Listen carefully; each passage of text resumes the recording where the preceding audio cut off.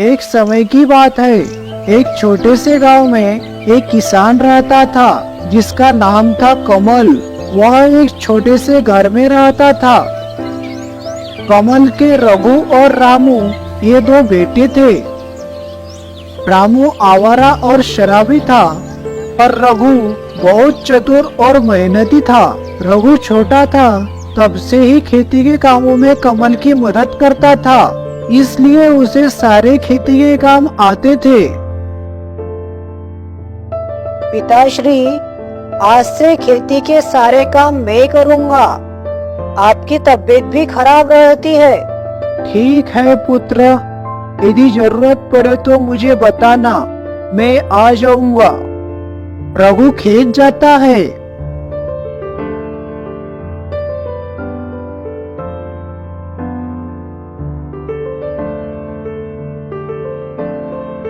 पिताश्री तो लंबे समय से यहाँ कपास की ही खेती करते आ रहे हैं, पर उन्हें कभी अच्छी फसल नहीं हुई। मुझे लगता है ये जमीन सब्जियों की खेती के लिए अच्छी है। मैं यहाँ सब्जियाँ उगाऊंगा।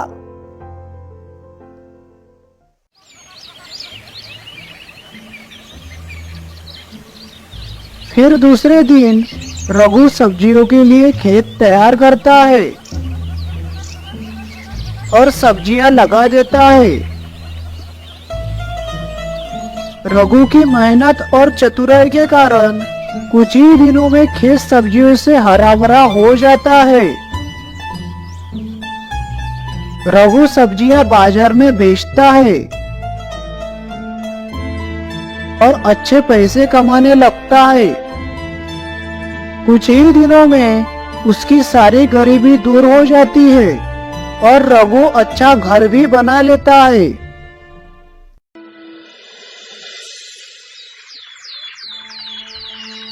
पिताश्री, हमें हमारे जानवरों के लिए कोठा बनाना है, इसलिए कुछ बड़ी लकड़ियां लाने मैं मेरे दोस्त के साथ जंगल जा रहा हूँ। ठीक है पुत्र, पर संभाल कर जाना, जंगल में बड़े जानवर भी रहते हैं। रघु जंगल की ओर निकलता है।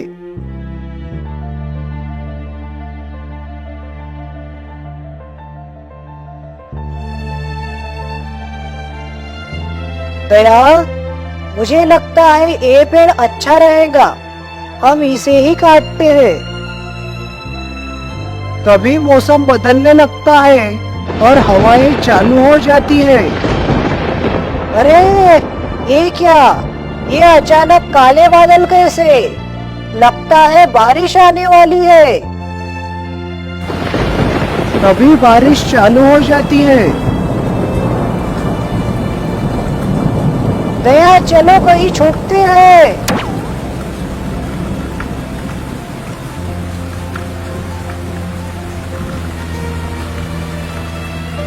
वे भागकर एक गुफा में आ जाते हैं।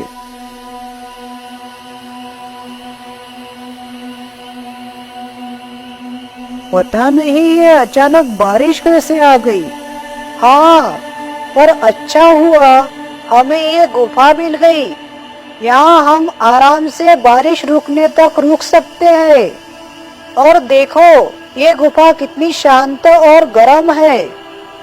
हाँ, पर इस गुफा में कोई तो रहता होगा। मुझे लगता है ये गुफा किसी बड़े जानवर की है। उसी के डर से यहाँ पर इतनी शांति है। नहीं, ऐसा कुछ नहीं है। देखो, अब रात भी हो रही है। हम यहीं पर रात भर रुक जाते हैं। दया मान तो जाता है, पर उसे डर लग रहा था। कुछ ही देर बाद दया को किसी की आवाज आई। दया गड्ढे से बाहर देखता है तो उसे एक परछाई गुफा की ओर आती हुई दिखती है।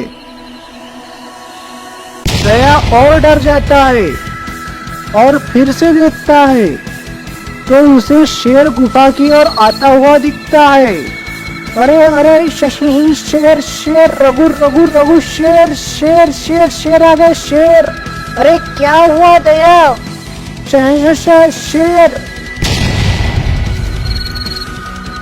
अरे ये तो शेर की गुफा है। हाँ हाँ हाँ हाँ, अब ये हमें खा जाएगा, हम गए, अब हम नहीं बचेंगे। हे भगवान, हम गए, ये शेर हमें खा जाएगा। दया पूरी तरह से डर गया था और कांप रहा था, पर रघु शांत था।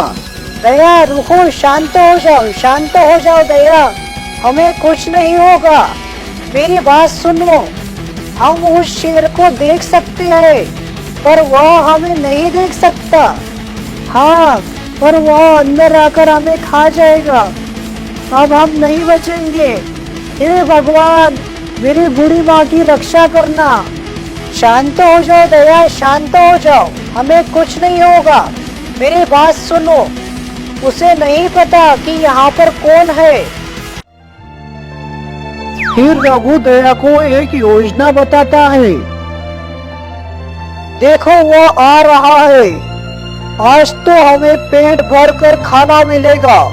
हाँ, ये तो बहुत ताजा तवाना है। हाँ, मैंने कहा था ना, इस गुफा में जो रहता है उसे खाने में हमें बहुत आनंद आएगा। रघु ने तो शेर को सोच में डाल दिया। अब शेर की बारी थी कांपने की। अरे, ये कौन है?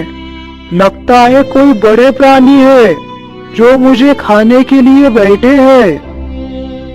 अरे ये रुक क्यों गया?